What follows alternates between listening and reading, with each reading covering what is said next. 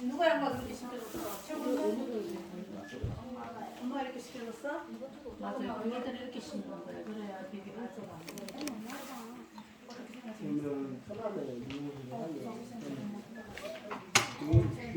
우리 찬송가 259장 예수 십자가의 행복으로서 찬양하겠습니다.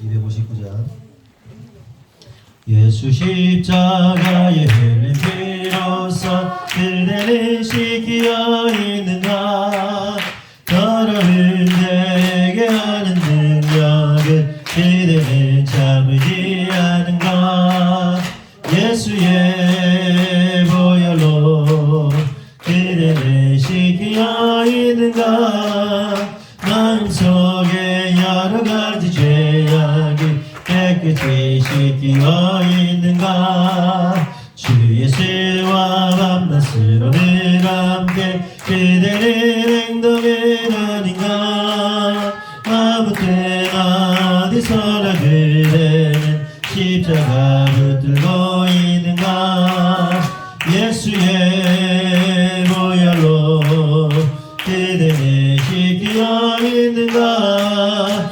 마음속에 여러가지 죄악이 깨끗이 씻기어 있는가 주님 예수 다시 올 때 그대는 영접할 예복이 있는가 그대 몸은 거룩한 곳 천국에 들어갈 준비가 됐는가 예수의 보혈로 그대는 씻기어 있는가 마음속에 여러가지 죄악이 깨끗이 씻기어 있는가 모든 죄에 더러워진 예복을 주 앞에 지금 다 벗어서 샘물같이 솟아나는 보혈로 님보다 너희게 씻으라 예수의 보혈로 그대는 씻기어 있는가 마음속에 여러가지 죄악이 깨끗이 씻기어 있는 2절 주 예수와 밤낮으로 늘 함께 그대는 행동을 하는가 아무 때나 어디서나 그대는 십자가 붙들고 있는가 예수의 보혈로 그대는 씻기어 있는가 마음속에 여러가지 죄악이 깨끗이 씻기어 있는가 주님 예수 다시 올 때 그대는 영접할 예복이 있는가 그대 몸은 거룩한 곳 천국에 갈 준비가 됐는가 예수의 보혈로 그대는 씻기어 있는가 마음속에 여러가지 죄악이 깨끗이 씻기어 있는가 모든 죄에 더러워진 예복을 그 앞에 지금 다 벗어서 샘물같이 솟아나는 보혈로 눈물 보다 너희게 씻으라 예수의 보혈로 그대는 씻기어 있는가 마음속에 여러가지 죄악이 깨끗이 씻기어 예수의 보혈로 예수의 보혈로 그대는 씻기어 있는가 마음속에 여러가지 죄악이 깨끗이 씻기어 있는가 아멘. 말씀은 열왕기하 8장 16절에서 24절.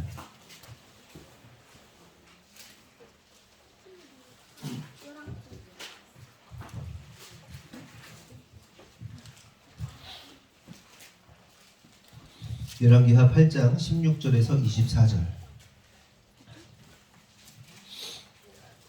우리 한 절씩 교독하겠습니다. 이스라엘 왕 아합의 아들 요람 제5년에 여호사밧이 유다의 왕이 되었을 때에 유다의 왕 여호사밧의 아들 여호람이 왕이 되니라.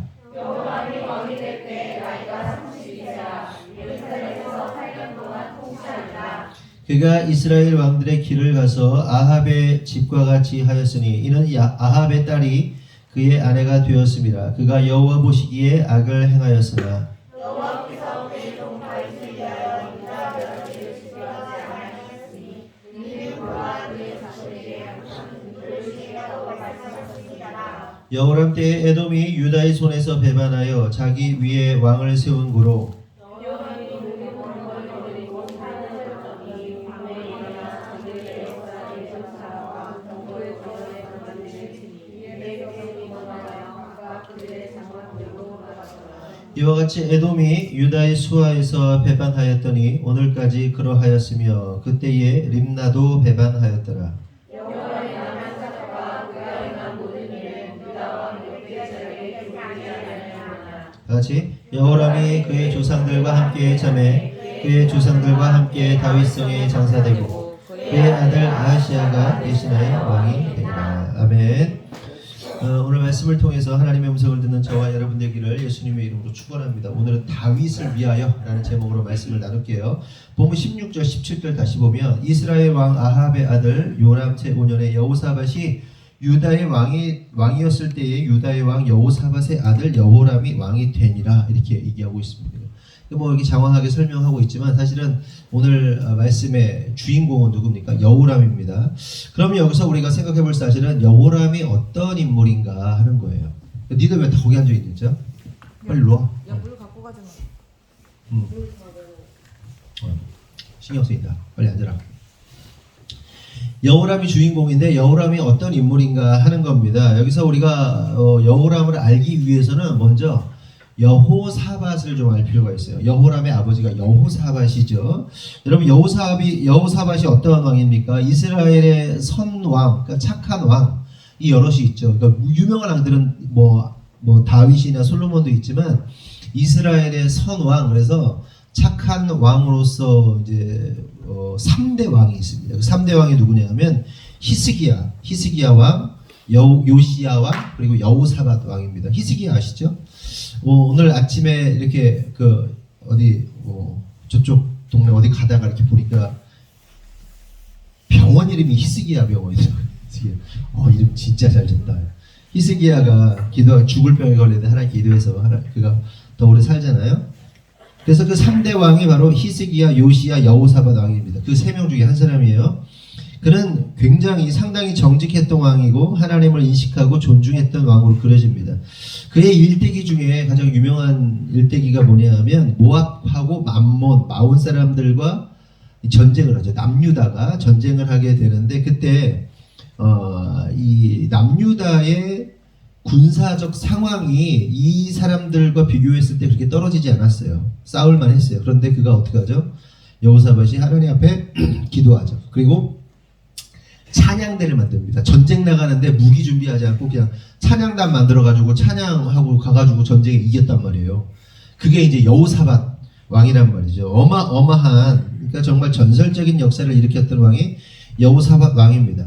그리고 그 전쟁으로 인해서 남유다가 하나님께 축복을 받게 되고요. 그리고 매우 안정적이고 평화롭고 부유한 시대를 구가하던, 그러니까 당시 근동의 강호로서 남유다가 여호사밧 왕 때에 그러한 시대를 구가하게 됩니다. 그런데 그에게 있어서 매우 아쉬움으로 남는 점이 하나 있는데 그게 뭐냐면 그가 살아있는 동안에 그렇게 강력한 왕권을 가지고 있었고 강력한 하나님의 인도하심을 받았는데도 불구하고 산당을 없애지 않았어요. 산당을 없앴어야 되는데 산당을 없애지 못해가지고 성경이 그의 그 오점으로서 산당은 제거하지 못했다라고 기록하고 있는 것을 볼 수 있습니다.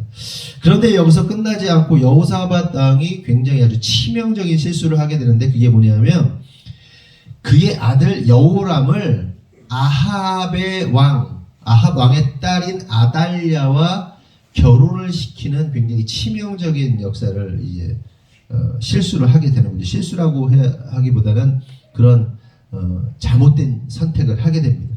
여러분, 성경의 역사 가운데 이스라엘의 왕들 가운데 그리고 이스라엘의 왕비 가운데 하나님이 가장 미워하시고 가장 우리가 볼 때 악한 왕이 누굽니까? 아합이죠. 아합 왕의 아내가 또 누구죠? 이세벨이란 말이죠. 이세벨. 그런데 여호사밧이 그들과 뭐 하고 있는 거죠? 지금 사돈 관계를 맺고 있는 겁니다. 그렇다면 여기서 생각해 볼 사실은 아합 왕과 사돈을 맺은 것이 그렇게 잘못된 것인가? 뭐가 그렇게 잘못인가 하는 겁니다. 여러분, 이 잘못이 뭐냐면 아시다시피 아합 왕과 이세벨이 뭐 하는 사람이었어요? 하나님을 섬기는 자가 아니었단 말이죠. 그러니까 이세벨이요, 이방 여인이에요. 그 이세벨의 아버지가 바알을 숭배하는 엣바알, 그러니까 바알을 숭배하는 제사장이었어요. 왕이면서 그 딸이 그 바알신을 가지고 온 거죠. 그러니까 아합하고 결혼했어요. 그래서 북이스라엘이 어떻게 됩니까? 완전히 이 우상 숭배, 그러니까 바알을 섬기고 이세벨을 섬기는 나라로 바뀌었단 말이죠. 어쨌든 그렇게 하나님을 모실 때 정말 악하고 보기 아주 감당하기 어려운 이세벨이라는 여자, 그리고 아합, 이들이 바알과 아세라를 섬기는 자들이었어요. 그래서 그들과 사돈을 맺는다는 것은 하나님을 무시하는 행위라고 할 수 있죠. 그리고 하나님을 버리는 행위와 같은 것이라고 보시면 됩니다. 그렇다면 여기서 우리가 또 한 가지 생각해 볼 사실은 왜 여호사밧은 우상 숭배자 아합과 사돈을 맺게 된 것일까 하는 겁니다. 지금 여호사밧의 상황은 어떠냐면요, 굉장히 안정적인 나라를 유지하고 있었단 말이에요. 평화로웠고요. 근동 지역의 맹주로서 굉장히 강력한 영향력을 가지고 있었단 말이에요. 그리고 보세요. 찬양대 만들어가지고 전쟁했는데 갑자기 다 이겨버리고 막 이런 하나님의 역사가, 직접적인 역사가 있으니까 주변의 나라들이 이 남유다를 공격을 할 수 있겠냔 말이에요. 아니에요. 공격 못해요. 하여튼 굉장히 안정적인 나라를 유지하고 있고 강력한 왕권을 유지하고 있고 부유하고 그냥 완전히 뭐랄까요, 너무너무 태평성대를 누리고 있는데 왜 굳이 이 여호사밧이 북이스라엘의 아합 왕, 우상 숭배자 아합 왕과 사돈을 왜 굳이 맺어야 하냐는 거예요. 왜 맺은 걸까요? 그 답은 여호사밧 왕이 자신의 아들, 오늘 본문의 주인공입니다. 여호사밧 왕이 자신의 아들 여호람을 너무 사랑했기 때문에 그런 거예요. 사랑해서 아합과 사돈 맺은 거예요. 이게 무슨 말이냐? 여호사밧 왕이 자신의 아들 여호람에게 왕위를 물려주었을 때 아들 여호람이 안정적이고 강력한 나라의 왕으로 오랫동안 세워지기를 바라는 마음에서 정치적으로 아합 왕과 사돈을 맺음으로써 그 평화와 안정과 부강을 오랫동안 유지하고 누리게 하고자 이러한 결정을 했던 겁니다. 한마디로 자식을 향한 그 사랑 때문에 이러한 결정을 한 거예요. 그리고 결국 이러한 결정은 여호사밧의 기대와는 다르게 뭐였죠? 파국입니다. 파국. 뒤에 나누겠지만 한마디로 파국이에요. 그러니까 여호사밧 왕이 자기 아들 사랑해서, 자기 자식 너무 사랑해서, 자기가 워낙 지금 아주 포지션도 그렇고 강대국으로 서 있는 이 상황 가운데 왕위를 물려줘야 되잖아요. 물려주는데 이 아들이 더 잘 됐으면 좋겠는 거예요. 이 아들이 더 잘 살았으면 좋겠는 거야. 이 아들이 더욱더 강력한 왕, 존경받는 왕이 됐으면 좋겠는 거야. 그래서 어떻게 한 거예요? 보험 들어놓은 거예요. 무슨 보험? 북이스라엘과 화친을 맺은 거죠. 우상 숭배자들과 화친을 맺어서 문제가 될 수 있는 요소들을 정리를 한 겁니다. 그리고 북이스라엘은 가장 가까운 나라잖아요. 한 민족이면서. 그런데 문제는 여호사밧의 기대와 다르게 파국이었다.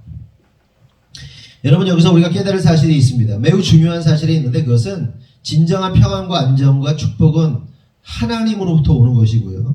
또한 이러한 평안과 안정과 축복을 누리고 지킬 수 있는 유일한 방법은 우리가 오직 하나님 안에 있을 때에만 누리고 지킬 수 있는 것이 우리가 깨달아야 하는 겁니다. 그래서 우리가 인간적인 방법 동원해서 그 안정과 평안과 축복을 지키려는 시도는 매우 어리석은 짓이다. 지킬 수도 없다. 그리고 인간적인 방법 동원해봐야 그 결국은 뭐다? 파국이다.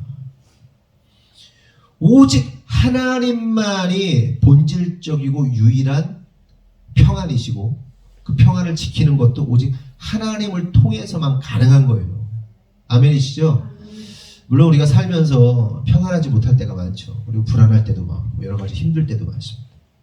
그래서 이런 얘기 저런 얘기도 하고 이런 방법 저런 방법도 막 동원해보지만 물론 나쁜 건 아니에요. 그러니까 다 나쁘다고는 할 수 없어요. 필요한 부분들 할 수 있어요. 예를 들어서 몸이 너무 힘들어. 아니 맛있는 거 좀 먹을 수 있어요. 몸보신도 할 수 있는 거고 몸이 너무 하얗게 해서 약도 먹을 수도 있는 거고 내가 좀 너무 일에 찌들렸어. 그럼 바람 쐬러 갈 수도 있고 다 도움이 돼요. 그게 나쁘다는 게 아니에요. 근데 그 모든 것들 가운데 본질적으로 변하지 않는 진정한 평안과 진정한 안정감은 누구를 통해서만 누릴 수 있다? 하나님을 통해서만 누릴 수 있다. 여호사밧이 그걸 누린 거예요. 이미 전쟁 가운데 찬양대 만들어가지고 기도하고 찬양대에서 전쟁했을 때 그 전쟁의 승리가 하나님으로부터 온 사실 알았단 말이에요. 그러면요 여호사밧이 어떻게 됐습니까? 그 하나님 의지하고 그 왕위를 물려주면 되는 거예요. 신앙으로. 여호사밧은 아까 얘기한 것처럼 3대 선왕입니다. 여호사밧은 신앙이 매우 깊은 사람으로 성경에 그려집니다. 하지만 아까 얘기했지만 그 상당을 없애지 않았기 때문에 5점으로 남아있지만 그럼에도 불구하고 그의 스탠스 전체를 보면요 매우 신앙적인 사람으로 보여져요. 그런데 자식을 사랑해서 그 자식한테 뭔가 좀 좋은 거 물려주겠다고 선택한 결정이 그 여호람 왕을 파국으로 불렀다. 굉장히 비참하게. 그렇다면 여기서 우리가 생각해 볼 사실은 이 여호사밧의 잘못된 결정, 곧 아합 왕과 사돈을 맺은 것이 여호람 왕에게 어떤 해악을, 어떤 결과를 가져오게 됐는가 하는 겁니다. 이어지는 17절, 18절을 보면 여호람이 왕이 될 때에 나이가 32세라 예루살렘에서 8년 동안 통치하니 그가 이스라엘 왕들의 길을 가서 아합의 집과 같이 하였으니 이는 아합의 딸이 그의 아내가 되었습니다. 그가 여호와 보시기에 악을 행하였으나. 읽은 것처럼 여호람이 예루살렘에서 8년간 통치합니다. 그가 왕이 된 기간이 8년이에요. 8년 만에 죽는데, 그런데 문제는 남유다의 여호람이 북이스라엘 왕들의 길로 행하여 아합의 집과 같이 되었다고 성경이 기록하고 있다는 거예요. 그러니까 이게 무슨 말이냐면 원래 남유다는 어땠다는 거예요? 원래 남유다는 신앙적이었다는 거예요. 남유다는 하나님을 섬겼다는 거예요. 남유다는 하나님의 뜻에 합한 일을 했다는 거예요. 그런데 어떻게 됐다? 아합과 사돈 맺은 그 순간부터 북이스라엘처럼 됐다. 아합왕처럼 됐다. 불신앙이 되었다. 그러니까 아달랴와 결혼하는 순간 그 북이스라엘처럼 남유다가 변해버린 겁니다. 그렇다면 여기서 궁금한 것은 왜 남유다는 북이스라엘처럼 하나님을 무시하고 우상숭배를 하는 나라가 되었던 것일까 하는 겁니다. 그 답은 이미 말씀드린 것처럼 여호람이 우상숭배자의 딸인 아달랴와 결혼했기 때문에 그런 거예요. 그래서 여러분 사실은 가정에서 남편하고 아내가 이게 남자와 결혼하잖아요. 그러면 이 가정이 보통은 어떻게 돌아갑니까? 여자 중심으로 돌아가요. 여자가 원하는 대로 돌아가요. 안 그런 집도 있나? 대부분 여자가 원하는 대로 돌아가지 않아요? 그게 그리고 맞아요. 그래서 남편들은 어떤 여자를 구해야 됩니까? 현숙한 아내를 구해야 돼요. 현숙한 아내. 남자들아, 결혼 안 하는, 네 남자들, 다 현숙한 아내를 구해야 돼. 뭔 얘기인지 알겠어요? 그리고 아내들은 어떻게 돼요? 이세벨처럼 살아야 되겠지? 악녀로? 아니, 현숙한 아내가 돼요. 현숙한 아내. 악마처럼 살면 안 돼, 여자들이. 현숙한 아내.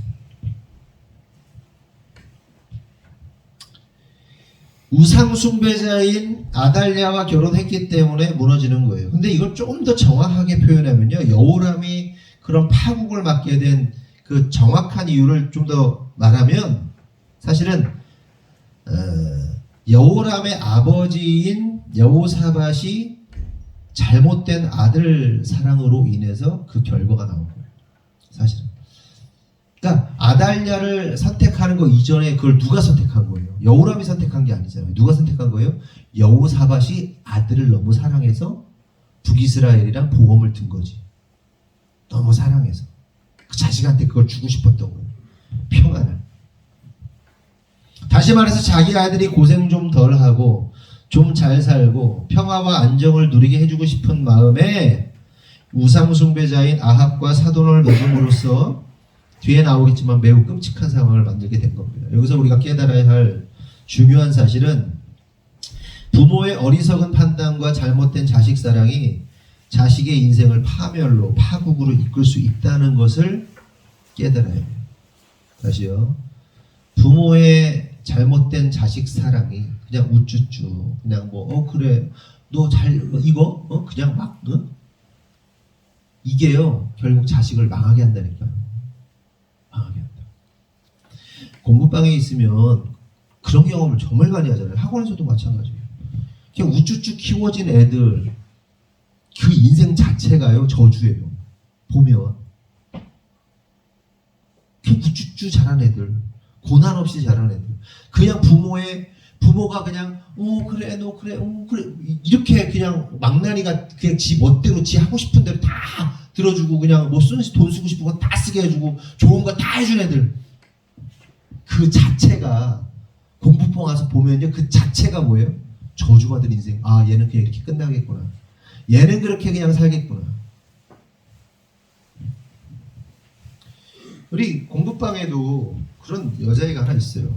걔는 올 때마다 뭐 이렇게 과자를 한 보따리씩 그리고 그 우리 뭡니까 그 장터 열리잖아요. 장터 열리면 요즘에 오시는 분 중에 박스에다가 무슨 뭐 다이소에서 나온 물건 그리고 1,000원짜리 막 이런 거 있잖아요. 1,000원짜리 시계 막 1,000원짜리 뭐 막 무슨 뭐 샤프 이거 박스에다가 쫙 깔아놓은 거 있어요. 그걸 팔아요. 근데 그 여자애가 이제 3학년밖에 안 됐는데 막 몇만 원씩 사는 거예요. 걔네 잘 살지도 않아. 근데 그 엄마는 약간 뭐랄까 난 모르겠어요. 그 엄마는 막 성형도 막 많이 하고 사진 이렇게 보면 무슨 안정환 부인처럼 생겼어요. 근데 못 살아. 벌이도 변변치 않은 것 같고 그래. 근데 돈 쓰는 거 보면 애가 계속 얘도 크면 똑같이 그렇게 살겠구나. 인생 자체가 저주야. 그걸 보면 여러분 우리가 자식 사랑한다고 자식을 너무 사랑해서 그냥 자식한테 잘해주겠다고 자식이 원하는 걸 더 뭔가 좋은 걸 더 주겠다고 막 이거 하는 거예요. 결국은 그 저주입니다. 저주. 여호사밧이 자식에게 저주를 물려준 거예요. 더 잘 살게, 더 편하게, 더 안정적으로, 더 나은 왕으로. 왕 8년밖에 못해요. 그리고 죽습니다. 뒤에 끔찍하게 죽어요. 성도 여러분, 여호사밧은 북이스라엘과의 정치적 결탁을 통해서 안정을 꾀할 것이 아니라요. 하나님을 신뢰해야만 했던 거예요. 하나님 붙잡아야 됐다는 거예요. 하지만 그의 결정은 아합 왕과 사돈을 맺음으로써 자신과 자식의 미래를 도모합니다. 그게 결정이에요. 그리고 결국 그 아들은 우상 숭배자가 되고 어마어마한 심판을 받게 됩니다.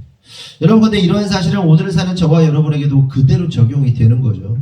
부모의 성숙하지 못한 자식을 향한 사랑, 그리고 부모의 확고하지 않은 신앙의 자세, 신앙의 스탠스가 자식을 영원한 파국으로 인도할 수 있다는 사실을 깨달아야 돼요. 여러분, 실제로 우리가 자식들 앞에서 우리들이 얼마나 많은 순간 세상과 타협하게 될 때가 많아요. 그러니까 자식이 원한다고 허락하지 말아야 할 것을 허락하고 또한 인정해 주지 말아야 할 것을 인정해 주는 경우들이 얼마나 많냐 하는 겁니다. 끊어내 줘야 되는데 안 싸우지. 애들이랑 끊임없이 싸워야 되는데 안 싸우지. 이게 소리 지르라는 게 아니에요. 가르치라는 거지. 가르치라는 거지 소리 지르라는 게 아니에요. 자녀들이 하나님의 사람으로서 사랑받고 인정받고 그럴 수 있도록 가르쳐야 돼요. 그럼 어떻게 해야 돼요? 싸워야 돼요. 그러니까 뭐 소리 지르고 싸우라는 게 아니라 가르치라는 거죠. 가르친 아이들은 어때요? 표가 나요. 표가. 네? 죄송합니다. 뭐 자식을 자랑하려는 뭐 의도는 아니에요. 그러니까 원래 그런 애가 아니었는데 그렇게 됐다는 얘기를 좀 하려고 해요. 이한비가 어떤 애입니까? 어릴 때부터요. 진짜 이 소심함의 끝판왕이었어요. 이한비가 얼마나 소심했는지 몰라요. 식당 가서 물을 떠오래도 물을 못 떠와요. 네? 숟가락을 넣어도 못해요. 아니, 가서 물 좀 주세요. 이 말도 못해요. 어릴 때부터. 그래서 큰 고민이었어요. 이거 얘 어떡하지? 이거 어떡하지? 큰일 났다. 인생살이는 글렀다. 그래서 어떻게 할게요? 겁나게 시켰죠. 식당 가면 뭐 시키고 막 일어나 시키고 계속 시키는 거예요. 계속.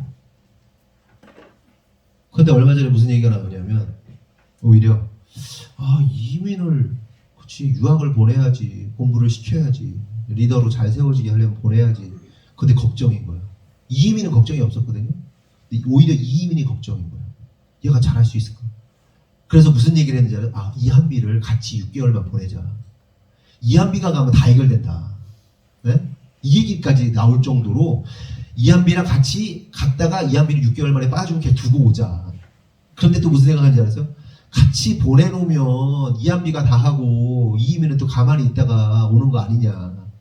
그러니까 요는 뭐냐 하면 가르치고 혼내고 때로는 싸우고 그렇게 계속하면 개발이 돼요. 그래서 성숙한 사람이 돼요. 사랑받는 사람이 된단 말이에요. 그런데 지 하고 싶은 대로 우리가 그랬어 저랬어 그러면요 사람들로부터 미움받는다니까요. 애새끼가요. 가정에서는 여러분이 사랑했는지 모르겠는데 나가면요 밖에 나가면 손가락질 받는다니까요. 굉장히 중요해요. 싸워야 돼요. 더 나이가 들어가기 전에 중학생 이전에 싸워서 결론을 내야 돼요. 그래야 사랑받아요. 그래서 계속 우리끼리 보니까 뭐 이한비 그런데 이한비가요 그렇게 사랑받아요. 요즘에 어른들로부터 사랑받아요. 아유 죄송해요. 자랑하려고 그러는 게 아니라 싸웠다는 얘기를 하는 게 포인트가 그렇게 사랑받아요. 선생님들한테 사랑받고 존경받고 애들한테 막 사랑받고 막 그래요. 이민도 마찬가지예요. 이민도요 가면요 식당에 갔는데 가면 꼭 이상하게 무슨 떡갈비를 하나를 막 주고 아주머니가 달라고 그랬냐? 불쌍한 척했냐? 아니래. 그냥 자기는 가서 먹었대. 또 알바하는 형이 있는데 20대 중반에 남자 형이 있는데 그 형이 볼 때마다 자기 떡갈비를 준대. 국밥집에 가면 몇천 원짜리 떡갈비를 뭐야 근데 어느 날은 또 쪽지를 줬대. 화이팅. 이상하지? 남자아이가 쪽지 주니까 뭐 동성애 뭐 쪽이야? 뭐 의심될 정도로. 택시를 타면 택시기사님하고 막 얘기하다가 기사님 막 훌륭하시네요. 그런 어디 대학을 갔다 뭐 이런 얘기 하길래 훌륭하시네요. 그럼 막 택시기사가 택시비를 안 받아. 안 받아요. 택시비를. 그런 일이 한두 건이 아니에요. 굉장히 사랑받고 굉장히 존중을 받아요. 근데 이 새끼들 우리가 어떻게 키울게? 지금도 참 감사한 게 뭔지 아세요? 아침에 학교 데려다 줄 때 같이 가가지고 막 그 차 안에서 열띤 토론을 하고 집에 데리고 올 때 열띠게 싸우고 끊임없이 차 안에서 싸워 애들하고 갈등하고 생각들을 교정해주고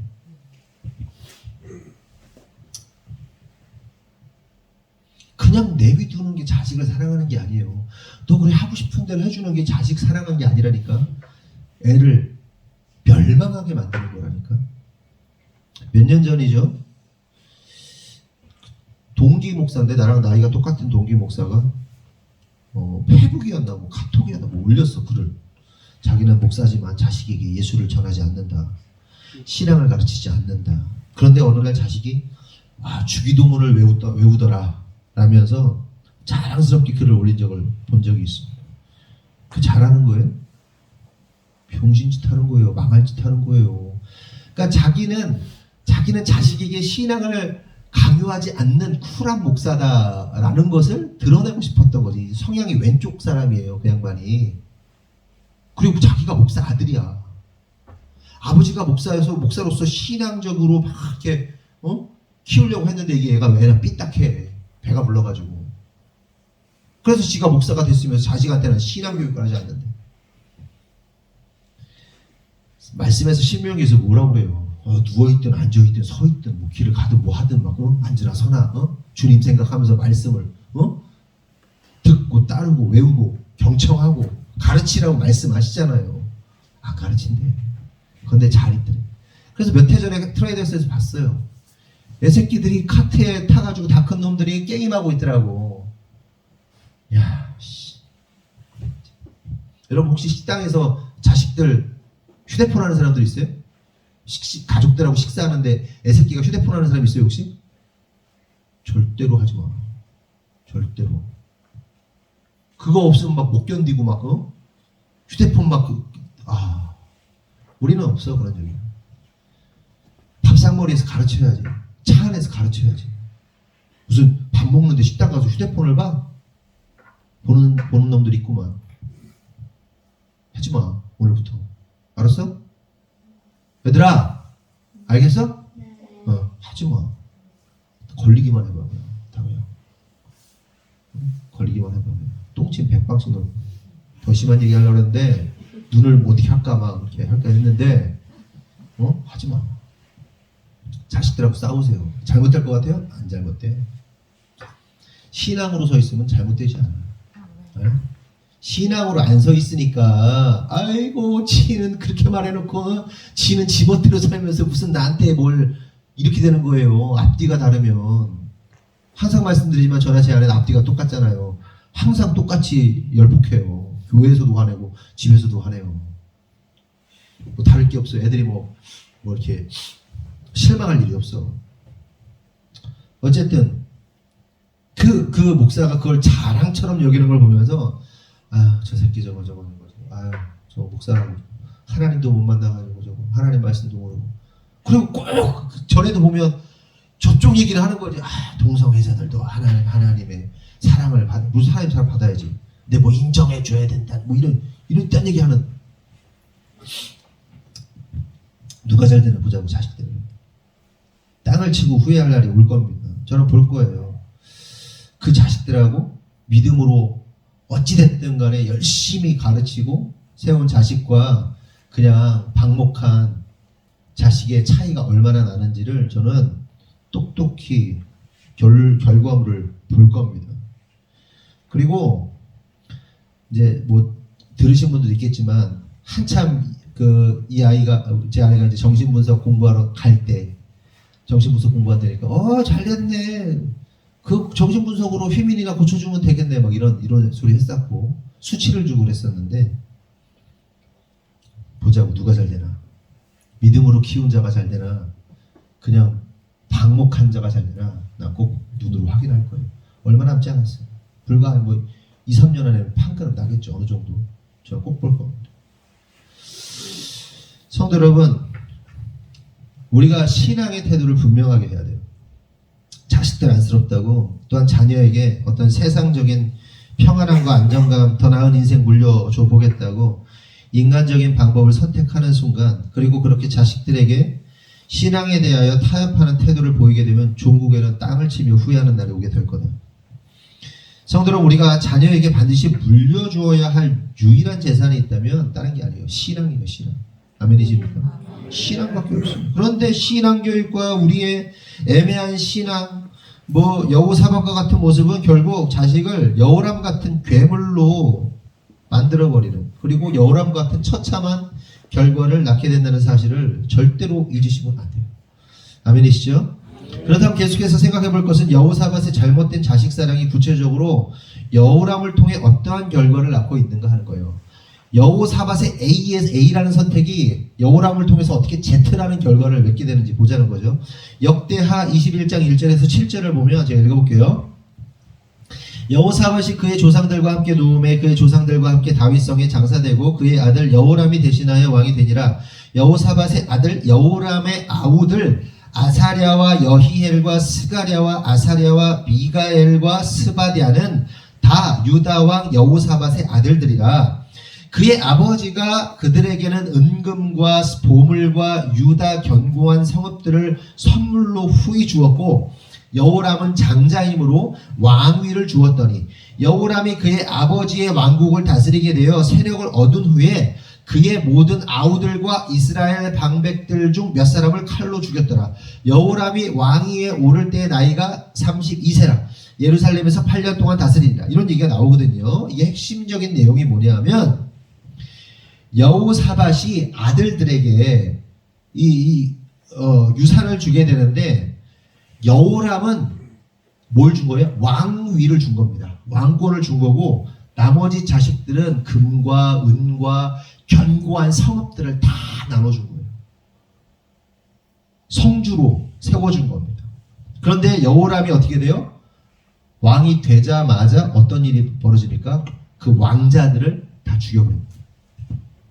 그리고 방백들, 그 지역의 성읍에 명망 있는 장로들 같은 방백들을 죽여버려요. 그러면 왜 그 동생들을 먼저 죽였는가? 뭐 두 가지 정도 이유였겠죠. 첫째는 그들의 재산을 갈취하는 거예요. 그죠? 갈취의 목적이겠죠. 두 번째는 뭐예요? 왕자들은 난을 일으킨단 말이에요. 그러니까 왕권에 위협이 될 수 있다고 생각하니까 그 왕자들을 다 죽여버리고 그 재산을 다 빼앗은 거죠. 그리고 방백들을 죽인 이유는 정치적으로 반대하는 입장에 있던 자들, 그러니까 다른 왕자들과 친한 방백들이 있을 거 아니에요. 지역의 유지들이 있을 거 아니에요. 그 뭔가 위협이 되는 장로들, 방백들을 죽여버린 겁니다. 결국 왜 죽인 거예요? 여호사밧이, 결국 이 결과를 보면요, 여호사밧이 여호람과 다른 왕자들에게 주고자 했던 그 평안과 안정과 부 때문에 여호람에 의해서 칼바람이 불고 있는 거예요. 이해가 되세요? 그러니까 여호사밧이 뭘 주고 싶었던 거예요? 자식들을 사랑해서 여호람한테는 왕권을 주고 나머지 자식들은 금도 주고 은도 주고 막 보물도 주고 이렇게 나오잖아요. 보물도 주고 막 성읍도 주고 막 다 나눠줬는데 그게 뭐예요? 잘 먹고 잘 살아라, 좀 평안하게 좀 잘 살아라 라고 다 그걸 준 거 아니에요. 여호람한테도 왕권을 줬으니까 다 나라를 주고 막 다 줬는데 평안과 자유와 안녕과 그 만족을 주려고 준 건데 그게 결국 뭐가 된 거예요? 칼바람. 평안과 자유와 안녕과 완전히 반대되는 피바람. 여러분 깨달아야 돼요. 하나님으로부터 오지 않은 부와 명예와 권세와 평안과 안정은 결국 칼이 되어서 그들을 다 죽이게 되어 있다. 하나님으로부터 온 게 아니면 그것들이 다 어떻게 된다? 우리를 친다니까요. 우리를 죽인다니까요. 그러니까 하나님 없이 추구하던 것에 의해서 죽게 된다는 사실을 깨달아야 돼요. 그래서 우리가 하나님 안에서 결정하고 하나님의 뜻대로 결정하고 살아야 되는 거예요. 하나님이 아닌 거 추구하면 그게 우리를 죽인다니까요. 그럼 계속해서 생각해 볼 것은 이러한 악행을 한 여호람은 어떻게 되었을까? 이제 나옵니다. 8절에서 15절. 여호람 때 에돔이 배반하여 유다의 지배하에서 벗어나 자기 위에 왕을 세우므로 여호람이 지휘관들과 모든 병거를 거느리고 출정하였더니 밤에 일어나서 자기를 애워싼 에돔 사람과 그 병거의 지휘관들을 쳤더라. 이와 같이 에돔이 배반하여 유다의 지배하에서 벗어났더니 오늘까지 그러하였으며 그때 림나도 배반하여 여호람의 지배하에 벗어났으니 이는 그가 그의 조상들의 하나님 여호와를 버렸습니다. 여호람이 또 유다 여러 산에 산당을 세워 예루살렘 주민으로 음행하게 하고 또 유다를 미혹하게 하였으므로 선지자 엘리야가 여호람에게 글을 보내어 이르되 왕의 조상 다윗의 하나님 여호와께서 이같이 말씀하시기를 내가 내 아비 여호사밧의 길과 유다 왕 아사의 길로 행하지 아니하고 오직 이스라엘 왕들의 길로 행하여 유다와 예루살렘 주민들이 음행하게 하기를 아합의 집이 음행하듯 하며 또 내 아비 집에서 너보다 착한 아우들을 죽였으니 여호와가 내 백성과 내 자녀들과 내 아내들과 내 모든 재물을 큰 재앙으로 치시리라. 또 너는 창자에 중병이 들고 그 병이 날로 중하여 창자가 빠져나오리라 하셨다 하더라. 그러니까 여호람의 악행으로 해서 하나님께서 너 여호람 쳐버릴 거야 이렇게 말씀하세요. 그러면서 어떤 일이 발생합니까? 유다의 속국이었던 에돔과 림나가 배반을 하고 그 백성들과 자녀들과 아내들과 모든 재물을 잃게 되고 결국 여호람이 어떻게 돼요? 창자가 터져가지고 죽습니다. 창자가 터져서. 창자가 터져 죽는 건 뭘까? 창자가 빵 하고 터져가지고. 제가 그걸 본 적이 있는데 동물이 죽었는데 동물이 죽으면서 배가 팽창해가지고 빵 터지더라고요. 폭탄 터지듯이. 유튜브에서 봤는데 난리도 아니더라고요. 그리고 고래 같은 거 터져가지고 죽은 거 보신 적 있으시죠? 고래가 큰 고래가 해변으로 떠내려왔는데 그거 뭐 이렇게 갑자기 빵 하고 터져가지고 배가 죽고, 배가 터져서 창자가 빠져나와 죽는다는 게 어떤 의미일까? 그것처럼 비참한 게 있을까 사람이. 그리고 이게 예언된 말씀입니다. 그리고 그 예언이 실제로 어떻게 되냐? 16절에서 20절 보면 예언들이 아주 세세하게 성취가 됩니다. 16절에서 20절, 여호와께서 블레셋 사람들과 구스에서 가까운 아라비아 사람들의 마음을 격동시키사 여호람을 치게 하셨으므로 그들이 올라와서 유다를 침략하여 왕궁의 모든 재물과 그의 아내들과 아들들과 아내들을 탈취하였으므로 막내 아들 여호아하스 외에는 한 아들도 남지 아니하였더라. 이 모든 일 후에 여호와께서 여호람을 치사 능히 고치지 못할 병이 그 창자에 들게 하셨으므로 여러 날 후 2년 만에 그의 창자가 그 병으로 말미암아 빠져나오매, 굉장히 아주 리얼하게 나오네요. 빠져나오매 그가 그 심한 병으로 죽으니 백성이 그들의 조상들에게 분향하던 것 같이 그에게 분향하지 아니하였으며 여호람이 32세에 즉위하고 예루살렘에서 8년 동안 다스리다가 아끼는 자 없이 세상을 떠났으며 무리가 그를 다윗성에 장사하였으나 여호람의 묘실에는 두지 아니하였더라. 이게 여호람의 끔찍한 일생입니다. 그렇다면 여기서 우리가 매우 궁금한 한 가지 사실이 있어요. 그건 뭐냐? 이런 악행으로 인해서 심판받은 여호람이 구원을 받았을까? 구원을 받지 못했을까? 여러분 어떻게 생각하십니까? 여호람 왕이 구원 받았을까요? 구원 못 받았을까요? 얘들아, 구원 받았을까? 이 나쁜 왕이? 못 받았을까? 네? 받았어? 아니? 왜?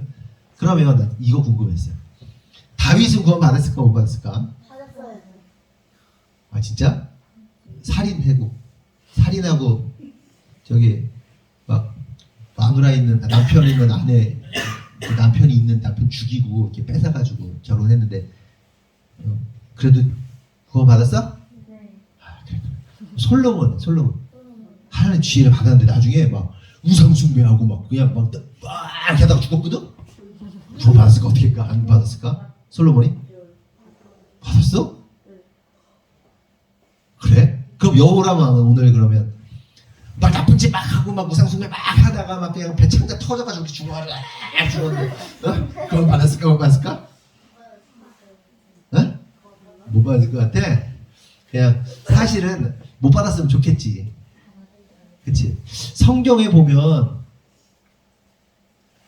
막 위대한 인물들인데 막판에 막 이렇게 미끄러지고 막 그래가지고 그런 왕들 많잖아요. 그쵸? 그래서 궁금해서 평상시에 나는 근데 지옥 갔을까 천국 갔을까? 네? 뭐 그런 생각 안 들어요? 근데 뭐 실제로 이런 분들도 있어요. 신앙이 막 좋았는데 목사님인데 신앙이 막 진짜 막 주를 위해 살다가 치매가 딱 걸렸어. 그들이 막 예수가 어디 있어? 막 이러면서 막 돌아다녀. 구원 받을까 못 받을까? 부인해 막. 어? 예수 아니요. 예수 믿는 거 아니요. 그래서 막 돌아다니고 치매 걸린. 목사님 어떡하지? 제가 오늘 설교를 여기서 끝내려고 했어. 사실은 이렇게 마무리해가지고 우리가 이렇게 살면 안 된다. 여호람처럼 살면 안 되고 여호사밧처럼 실수하면 안 된다. 이게 사실은 결론인데 결론 낼까 했는데 그렇게 하면 안 되죠. 오늘 말씀에 나와요. 그 여호람이 어떻게 됐는지. 제가 해야 할 말씀의 요지가 뭐냐면 그럼에도 불구하고 이들이 구원받았다. 이걸 전해야 돼요. 그래서 제가 고민이 되는 거예요. 이렇게 나쁜 짓 하고 범죄를 저질러도 구원받는다고요? 라고 여러분들이 의아해할 수 있기 때문에 고민되더라고요. 그런데 여기서 우리가 깨달을 중요한 사실이 하나 있는데 그것은 구원이라는 것은 나의 잘남, 내가 뭐 얼마나 잘했냐, 내가 얼마나 착한 일을 많이 했냐, 내가 뭐 하나님 보시기에 얼마나 뭐 선한 일을 많이 했냐, 이게 중요한 게 아니라는 거예요. 구원이라는 것은 뭐에 의해서 결정되는지 아세요? 하나님의 언약. 구원은 구원의 조건은 하나님의 언약이에요. 언약 안에 있으면 구원받는 거예요. 언약을 다른 말로 하면 계약서예요. 계약서에 써 있으면 구원받는 거예요. 지금 뭐 계약하고 뭐 계약서에 뭐 그들의 사정과 뭐 이런 거 개개인의 사정과 상관없어요. 갑과 을이 계약했잖아요. 그럼 계약서대로 되는 거예요. 그게 하나님의 언약이에요.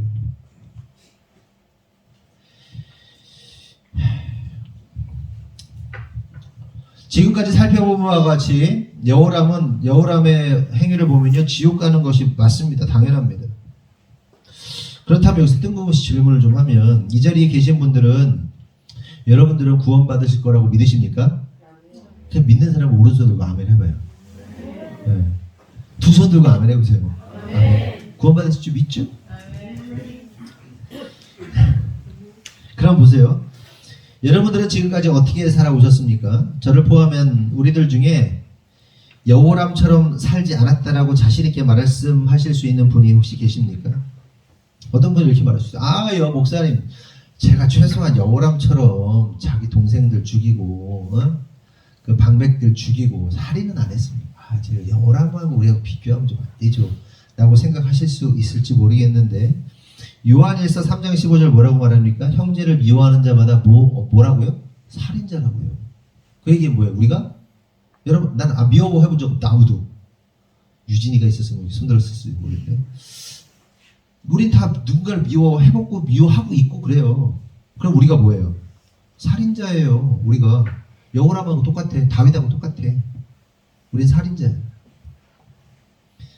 또 어떤 분은 이렇게 말씀하실 수도 있어요. 저는 최소한 여호람처럼 바알과 아세라를 숭배하고 우상 숭배는 안 했다고. 내가 우상 숭배는 안 한다고. 내가 어디 절에 가서 절을 하거나 뭐 점을 치거나 뭐 그런 적 없다고 라고 말씀하실 수도 있는데, 골로새서 3장 5절을 보면 탐심을 우상이라고 말씀하십니다. 탐심, 우상 숭배. 탐심이 곧 우상 숭배라고 성경은 말해요. 우리가 탐하는 모든 것. 저는 식탐이 있어요. 식탐, 우상 숭배예요. 자기 배를 숭배하는 거죠. 쇼핑 중독, 끊임없이 쇼핑하는 거.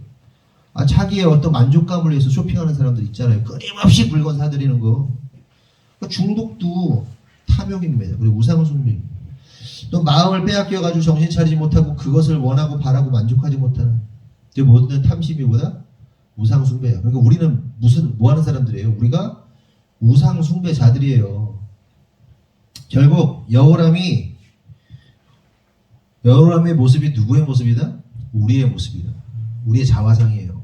여호람 욕할 것도 없어. 우리가 살인자고 우리가 우상 숭배자들이에요. 결국 여호람이 구원받을 수 없다면 우리들도 구원받을 수 없는 거예요. 하지만 우리가 고백하고 있는 것처럼 우리는 구원받을 수 있습니다. 그 근거가 뭐죠? 예수 그리스도의 십자가 언약. 아멘이십니까? 새 언약이신 예수 그리스도의 보혈. 그 은혜로, 그 언약으로 인해서, 그 언약의 체결로 인해서 우리가 구원받을 수 있는 거예요. 그러면 여호람이 구원받을 수 있는 근거는 뭘까요? 바로 오늘 말씀의 제목인 다윗을 위하여. 이게 다윗을 위하여가 오늘 제목이거든요. 다른 말로 하면 하나님께서 다윗의 언약으로 인해서 다윗을 위해서, 다윗 때문에 그 언약 안에 있는 자들이 구원받게 되는 겁니다. 사실 이 부분에 있어서 많은 분들이 납득을 못할 수도 있어요. 하지만 그럼에도 불구하고 다윗의 언약이 그들을 살리는 겁니다. 근거로서 오늘 본문 19절 보면 여호와께서 그의 종 다윗을 위하여 유다 멸하기를 즐겨하지 아니하셨으니 이는 그와 그의 자손에게 항상 등불을 주겠다고 말씀하셨음이더라. 그리고 24절 여호람이 그의 조상들과 함께 자매 그의 조상들과 함께 다윗성에 장사되고 그의 아들 아하시야가 대신하여 왕이 되니라. 그러니까 여호람이 다윗성에 장사됩니다. 이 말은 그의 조상들과 함께 다윗성에 장사된다는 말은 여호람이 다윗과 함께 하게 되었다는 것을 의미해요. 그러니까 조상들의 무덤에 묻혔다는 것은 조상들이 있는 하나님 나라에 함께 하게 되었다는 것을 의미하는 겁니다. 그리고 하나님께서 아까 19절에 말하고 있는 것처럼 다윗을 위하여 유다 멸하기를 즐겨하지 아니하셨다. 이는 그와 함께 자손들에게 항상을 등불을 주겠다고 말씀하셨기 때문에. 언약을 주셨기 때문에 징계하고 또 징계하심으로 그가 결국 죽긴 했지만 그의 영혼은 하나님께 다윗의 언약으로 인해서 맡겨졌다는 거예요. 그러니까 성경은 여러분 교보제와 같은 겁니다.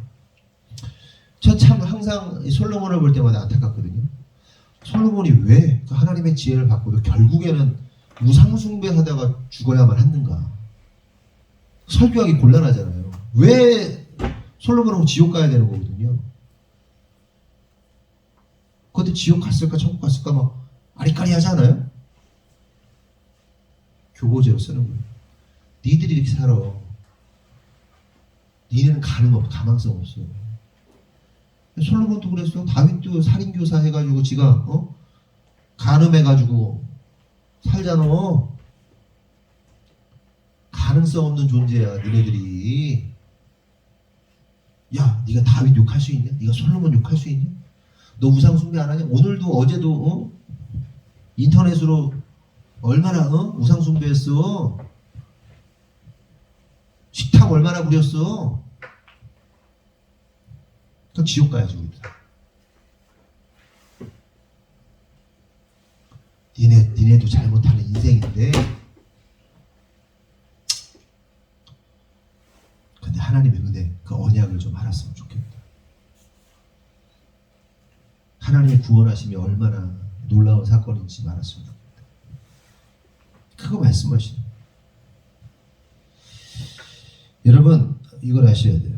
다윗이 어떤 왕인 거예요? 좀 전에 말씀드렸지만 하나님께서 기뻐하시는 일을 참 많이 했지만 잘못한 거 많죠. 간음했고 살인도 했어요.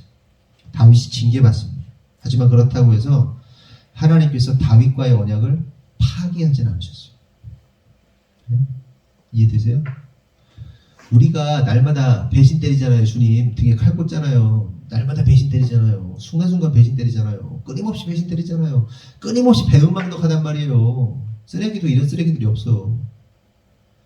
그럼 우리가 때때로 맞아요. 하나님의 법에 벗어나니까 하나님 막 때리셔.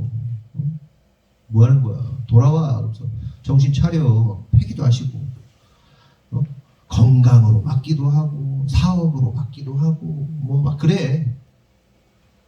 그런데 그렇다고 해서 하나님께서 약속, 계약을 파기하진 않으십니다.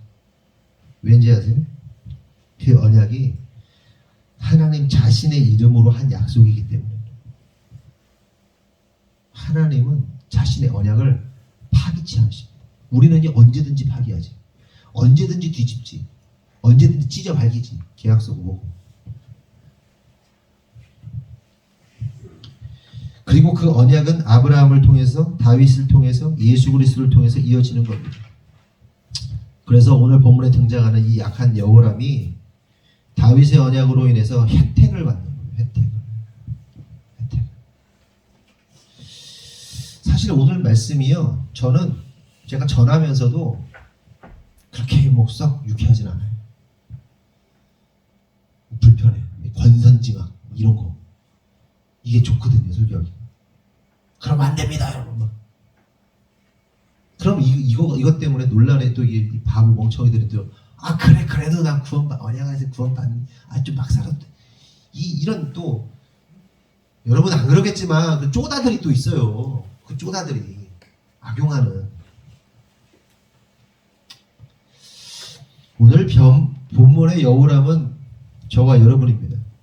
그러면 응당 심판받고 지옥 가야 하는 것이 우리의 현실입니다. 하지만 하나님께서 우리에게 새 언약이신 예수 그리스도를 주셨어요. 그로 인해서 우리는 그 언약의 능력으로 하나님의 약속으로 인해서 계약서에 우리의 이름이 명시되어 있기 때문에 그로 인해서 우리가 구원받게 되는 겁니다. 아멘이시죠? 예수님께서 당신의 피로 딱 찍으셨어. 그냥 딱 인쳤어. 넌 내 거. 딱 찍었단 말이야.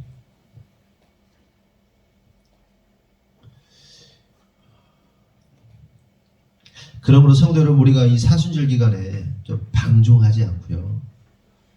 또 주님을 더 깊이 생각했으면 좋겠고, 또한 주님의 은혜를 더 깊이 알았으면 좋겠고, 그래서 구원받은 자로서, 은혜 받은 자로서 그 구원과 은혜에 합당한 인생을 좀 살았으면 좋겠습니다. 아멘. 그리고 한 가지 소식 드리면 허가 난 거는 아시죠?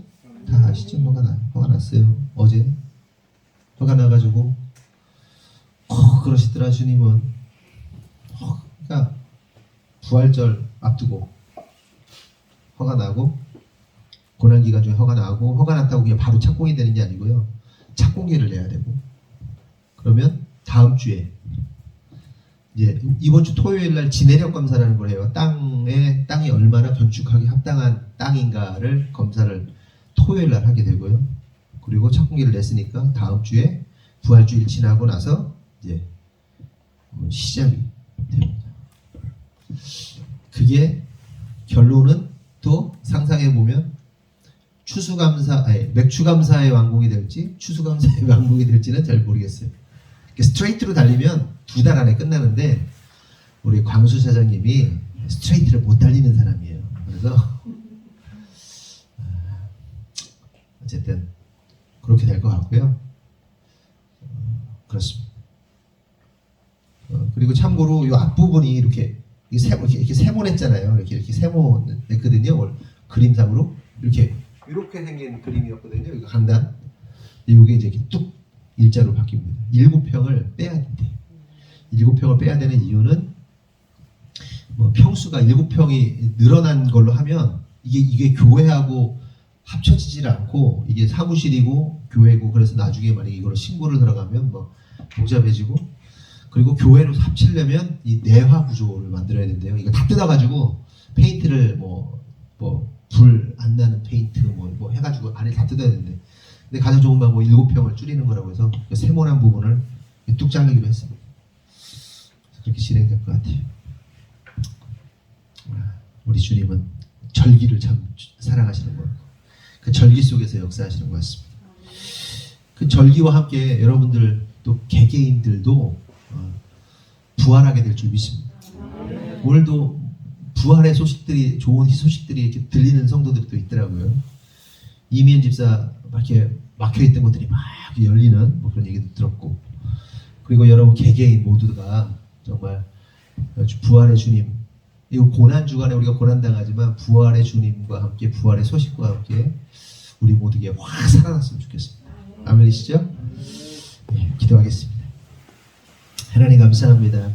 다윗 언약 때문에 이 악랄하고 이 모자라고 이 부족한 왕을 하나님의 언약으로 인해서 언약을 파기하지 않으시고 언약을 지키시는 하나님의 모습을 우리가 보게 됩니다. 마찬가지로 오늘 우리의 삶을 보면서 이 여호람 혹은 또한 여호사밧 보면서 어떻게 그럴 수 있나 이런 생각을 하면서도 결국에는 내가 그런 인생이지 내가 여호람이지 내가 여호사밧이지 하나님한테 잘할 때도 있지만 정말 끔찍하게 주님의 마음을 아프게 하는 그런 자이지 이런 생각하게 됩니다. 주님 우리의 악한 모습을 보면 절대로 구원받을 수 없는데 주님께서 예수 그리스도 새 언약이신 예수 그리스도로 인해서 약속하시고 언약하시고 그 언약의 말씀으로 인해서 우리가 구원받을 수 있다는 사실 그것이 얼마나 큰 놀라운 은혜인가를 생각해 보게 됩니다. 주님 간절히 바라는 것은 우리가 은혜를 아는 자라면 하나님의 마음을 아프게 하고 구원받는 자들이 아니라 하나님의 마음을 시원케 하고 또한 하나님을 기쁘시게 하는 그런 믿음의 사람들 될 수 있도록 하나님 축복하여 주시옵소서.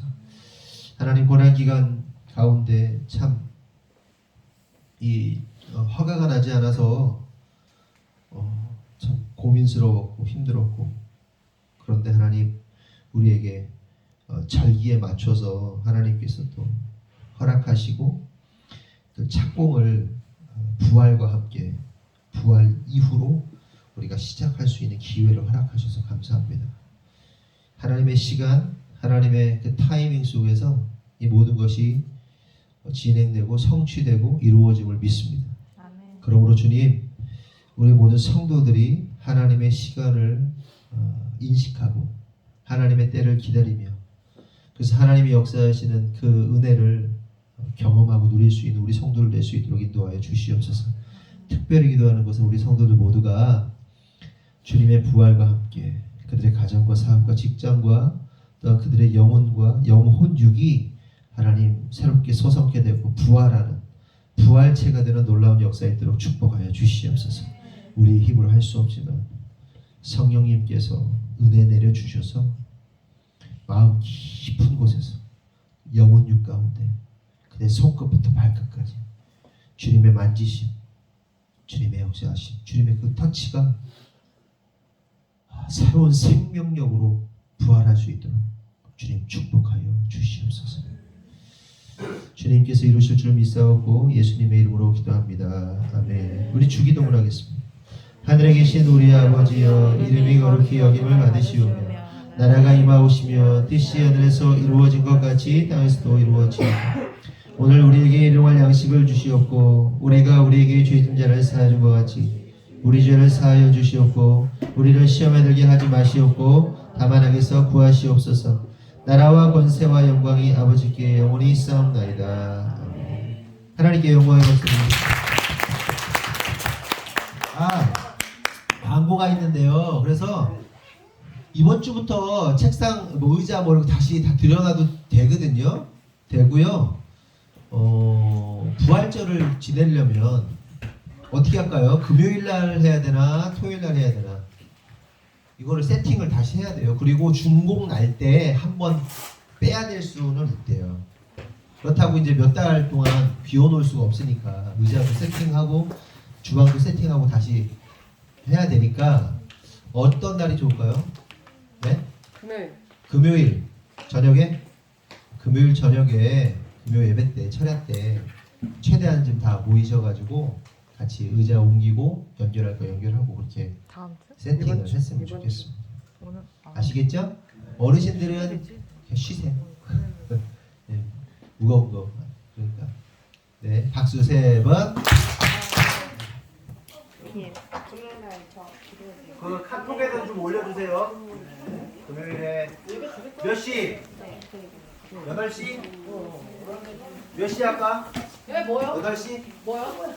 이게 세팅할 거 8시. 아, 예배는 드릴 건데. 예배 드릴 거예요? 네. 그럼 몇 시? 우리가 예배 드리고 나서? 그리고 나서. 네, 드리고 나서